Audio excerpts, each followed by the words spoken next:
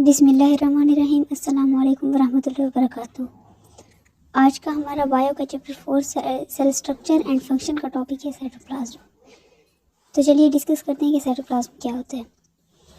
Cytoplasm एक semi viscous material होता है जिसमें जो हमारे पास न्यूक्लियस और प्लाज्मा मेम्ब्रेन के दरमियान में मौजूद होता है। प्लाज्मा मेम्ब्रेन और न्यूक्लियस के दरमियान में जितना कुछ भी होता है वो साइटोप्लाज्म के अंदर इंक्लूड होता है।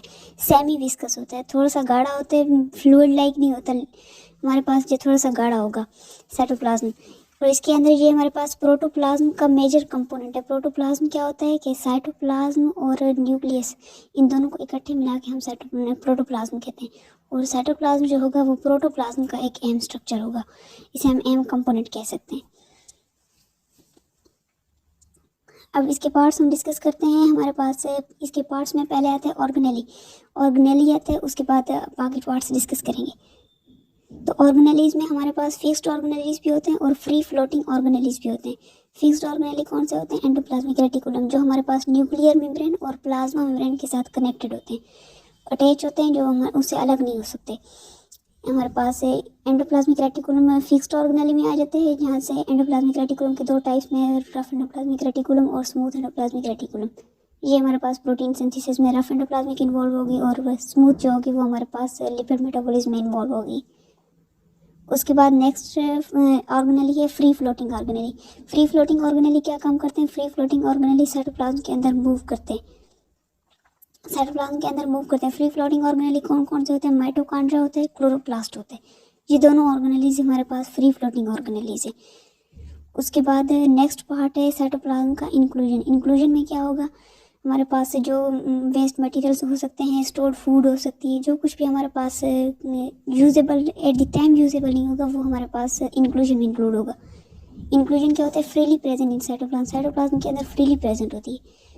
उसके बाद ये हमारे मेम्ब्रेन के साथ इंक्लोज नहीं होती, ये फ्रीली मूव कर रही होती है, मेम्ब्रेन इसके अंदर इंक्लूड नहीं होती, मेम्ब्रेन के साथ ये अटैच नहीं होती। उसके बाद ये वाटर के अंदर सॉल्युबल भी नहीं होती। साइटोप्लाज्म के अंदर जितना भी वाटर मौजूद होता है उसके अंदर ये सारे इंक्लूजन्स जो होंगे, waste material, stored food and all the things that are present in cytoplasm, these are not soluble in water. उसके बाद इंक्लूजन जो उन पे वेस्ट प्रोडक्ट्स भी आ सकते हैं। वेस्ट प्रोडक्ट्स कौन कौन से हो सकते हैं? अगर बैक्टीरिया में देखा जाए, साइटोप्लाज्म बैक्टीरिया का जो होगा उनमें हमारे पास वेस्ट प्रोडक्ट्स में एसिटिक एसिड, लैक्टिक एसिड और अल्कोहल आता है। ये तीन हमारे पास वेस्ट प्रोडक्ट्स होते हैं साइटोप्लाज्म ऑफ बैक्टीरिया के।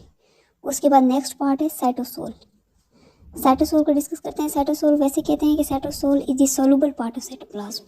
उसके बाद इसकी कंपोजिशन क्या होती है? कंपोजिशन में वाटर और सॉल्यूट मौजूद होते हैं। वाटर हमारे पास 90% होते हैं और सॉल्यूट हमारे पास 10% मौजूद होते हैं। इनके अगर रेशो देखी जाए, वाटर टू सॉल्यूट रेशो देखी जाए तो वो 9:1 होगा, लेकिन अगर सॉल्यूट टू वाटर रेशो देखी जाए वो 1:9 होगा, क्योंकि हमारे पास सॉल्यूट 10% है, वाटर 90% है। उसके बाद जो मॉलिक्यूल प्रेजेंट इन 10% सॉल्यूट्स, ये 10% सॉल्यूट जो है इसमें हमारे पास मॉलिक्यूल्स कौन कौन से प्रेजेंट होंगे? इनमें जो मॉलिक्यूल्स प्रेजेंट होंगे वो माइक्रो मॉलिक्यूल्स भी होंगे और मैक्रो मॉलिक्यूल्स भी होंगे। माइक्रो मॉलिक्यूल कौन कौन से होंगे? उनमें अमीनो एसिड होंगे जो प्रोटीन का बेसिक यूनिट है। उसके बाद ग्लिसरॉल और फैटी एसिड जो लिपिड के बेसिक यूनिट है, ये हमारे पास माइक्रो मॉलिक्यूल्स में आ जाते हैं। 10% सॉल्यूट के अंदर इनकी भी मिकदार होती है। All these molecule form true solution जो हमारे पास ट्रू सोल्यूशन इन सब के साथ मिलकर बनते हैं। माइक्रो मॉलिक्यूल्स जो होंगे वो ट्रू सोल्यूशन बनाएंगे। उसके बाद नेक्स्ट मॉलिक्यूल्स हैं मैक्रो मॉलिक्यूल्स, उनको डिस्कस करते हैं। मैक्रो मॉलिक्यूल्स में कौन कौन से मॉलिक्यूल आते हैं? कार्बोहाइड्रेट्स आते हैं, लिपिड्स आते हैं, प्रोटीन्स आते हैं। ये हमारे पास यहाँ पर पॉलीमर होंगे, मैक्रो मॉलिक्यूल में सारे पॉलीमर्स इंक्लूड है। पॉलीमर्स में कार्बोहाइड्रेट, लिपिड्स और प्रोटीन, ये हमारे पास मैक्रो मॉलिक्यूल का काम करें। 10% सॉल्यूट्स के अंदर इनकी मिकदार ज़्यादा होगी। ये सारे मॉलिक्यूल क्या बनाएंगे? कोलाइडल सोल्यूशन बनाने के लिए काम आते हैं। कोलाइडल सोल्यूशन में हमारे पास मैक्रो मॉलिक्यूल्स इन्वॉल्व होते हैं, means carbohydrate, lipids, protein and many more. उसके बाद आता है कोलाइडल सोल्यूशन किस किस टाइप का हो सकता है? कोलाइडल सोल्यूशन बनता मैक्रो मॉलिक्यूल्स के जरिए, लेकिन ये होता किस टाइप का है? ये सोल भी हो सकता है और जेल टाइप भी हो सकता है। सबसे पहले हम डिस्कस करेंगे सोल जो होगा वो हमारे पास नॉन विस्कस मटेरियल होगा। नॉन विस्कस सोल्यूशन जो होगा उसे हम सोल कहते हैं। सोल में वाटर मॉलिक्यूल्स, वाटर ज़्यादा होते हैं एज कम्पेयर टू सॉल्यूट की निस्बत वाटर हमारे पास ज़्यादा होगा। उसके बाद सोल का काम क्या होता है? ये सेंट्रल पार्ट ऑफ सेल बनाता है। सोल का काम होता है ये सेंट्रल पार्ट ऑफ सेल को बनाएगा। उसके बाद नेक्स्ट आता है जेल जो होगी वो विस्कस मटेरियल होगा। विस्कस मटेरियल जो गाढ़ा होगा इसमें हमारे पास सॉल्यूट ज़्यादा होगा, वाटर कम मिकदार में होगा। वाटर कम होने की वजह से ये जेल लाइक अपीयरेंस शो करते हैं। उसके बाद ये आउटर पार्ट या plasma membrane type part, plasma membrane की साइड पर जो पार्ट होगा उस पार्ट को, साइटोप्लाज्म के उसी पार्ट को जो प्लाज्मा मेम्ब्रेन की साइड पर होगा उसे जेल बनाते हैं। उसके बाद साइटोप्लाज्म के फंक्शन, साइटोप्लाज्म के फंक्शन क्या क्या हैं? सबसे पहला फंक्शन है कि first metabolic activity like means glycolysis takes place here. Glycolysis is the separating of glucose into the pyruvate, 2 molecules of pyruvate.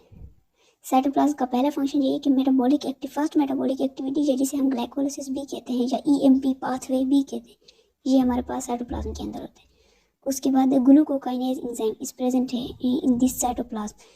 Glucokinase enzyme का काम क्या होता है? ग्लूकोकाइनेज एंजाइम हमारे पास साइटोप्लाज्म में मौजूद होता है। ये ग्लूकोज को ग्लूकोज 6 फॉस्फेट में कन्वर्ट करता है। अगर हम कहें कि हेक्सोकाइनेज एंजाइम भी यहीं पर मौजूद होता है तो उसका काम ये नहीं होगा कि ग्लूकोज को ग्लूकोज 6 फॉस्फेट में कन्वर्ट करेगा। उसका काम होगा कि कोई भी हेक्सोज शुगर हो उसको हेक्सोज 6 फॉस्फेट में कन्वर्ट करेगा। उसके बाद फर्मेंटेशन भी यहीं पर होती है। फर्मेंटेशन में लैक्टिक एसिड फर्मेंटेशन भी है, अल्कोहलिक फर्मेंटेशन भी है, जो हमारे पास एनारोबिक प्रोसेस है वो भी हमारे पास साइटोप्लाज्म के अंदर होते हैं। उसके बाद एडिपोज टिश्यूज जो होंगी वो हमारे पास है, जो फैटी एसिड के प्रोड्यूस करते होते हैं, वो भी हमारे पास साइटोप्लाज्म के अंदर होते हैं। आज का हमारा लेक्चर यहीं पर ख़त्म होता है। अब नेक्स्ट लेक्चर में इंशाल्लाह साइटोप्लाज्म के रिलेटेड जितने भी पास्ट पेपर एमडीके में एमसीक्यूज आ चुके हैं वो डिस्कस करेंगे। तब तक के लिए अल्लाह हाफ़िज़।